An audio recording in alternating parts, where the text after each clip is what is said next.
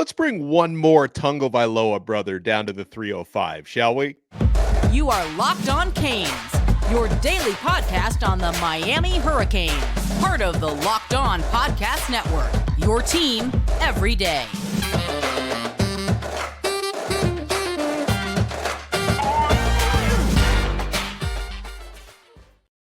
I am Alex Donno, your host. I'm a University of Miami alumnus, longtime South Florida sports radio vet, and contributor to allhurricanes.com.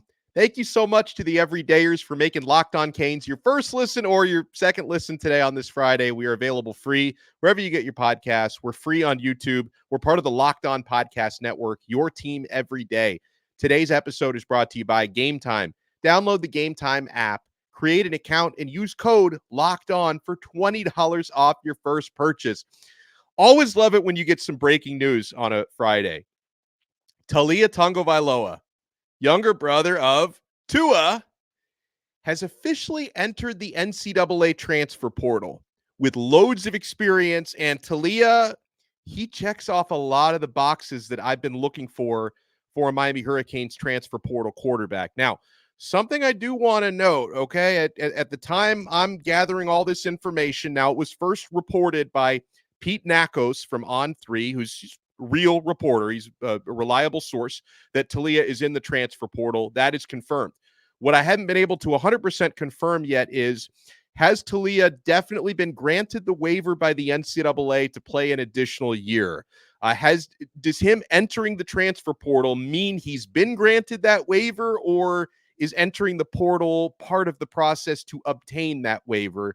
Either way, I take this as a very good sign and a very positive sign that Taulia is going to get cleared to play another year.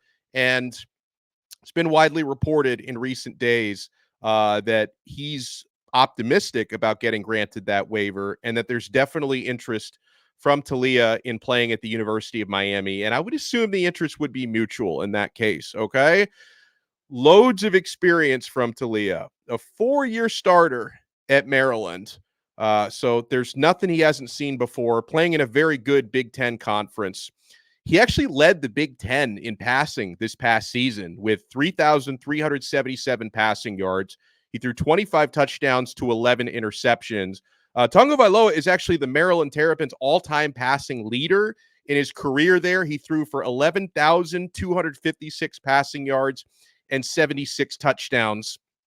So again, what Miami currently has in the quarterback room is a lot of potential, a lot of unproven potential, and not a lot of experience, right? The oldest, most senior member of Miami's quarterback room is heading into his third year as a redshirt sophomore with just a handful of starts under his belt. You guys know I really love Ja'Carri Brown, and I love the way Ja'Carri is developing.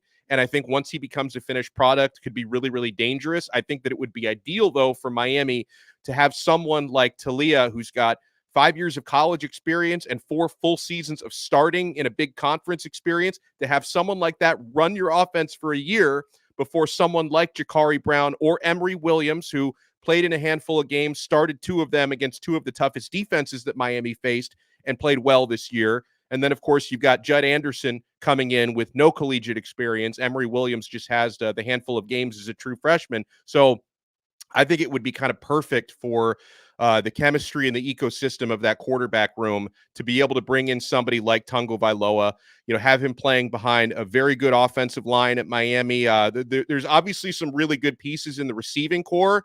I think the receiving core for Miami is still a work in progress, because I think you would like to add a veteran transfer. And then I think the hope would be that if and when you land a quarterback, an experienced guy like Tagovailoa, that's going to make Miami a more attractive landing spot for transfer wide receivers. But I do like some of the talent Miami has. Xavier Restrepo, as we know, is one of the very best in the country. Jacoby George, a little uneven emotionally, but he's a very capable receiver.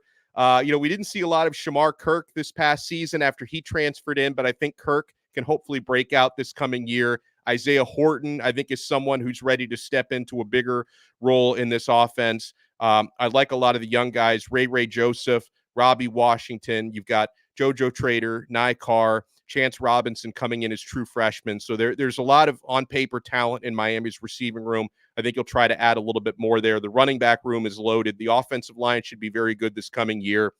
So from a football standpoint, I think Miami could be an attractive spot for Tagovailoa. But let's not kid ourselves. If Taulia Tagovailoa were to decide to take his talents to Coral Gables, a big factor in that would be off the field stuff as well. Very close family, the Tagovailoas. His older brother, Tua, is having an awesome season with the Miami Dolphins, loving life down here. They're very close, in addition to the entire family being close.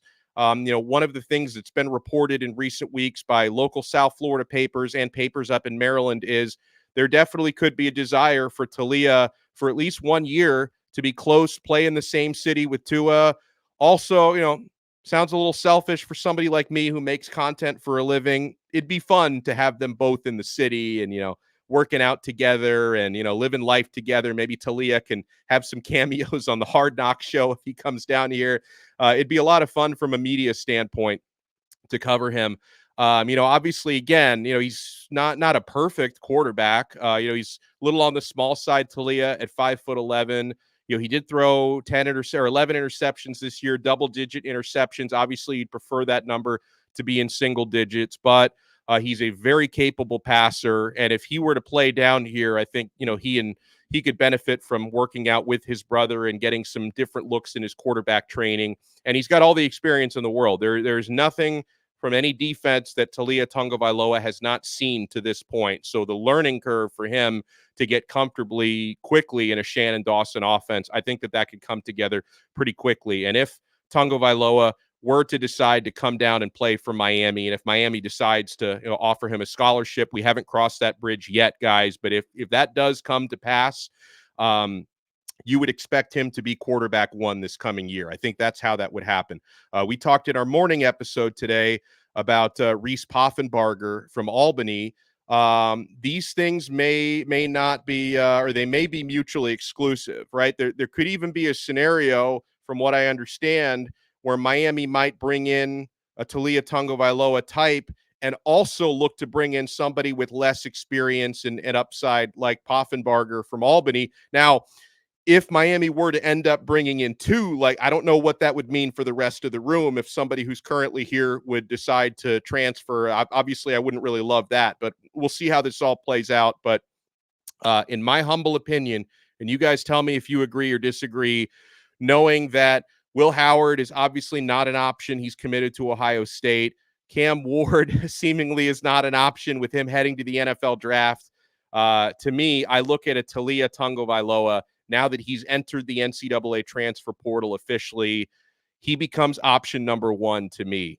Fits the bill perfectly. Experienced, very good quarterback, capable passer, all-time leading passer at Maryland, leading passer in the Big Ten this past year.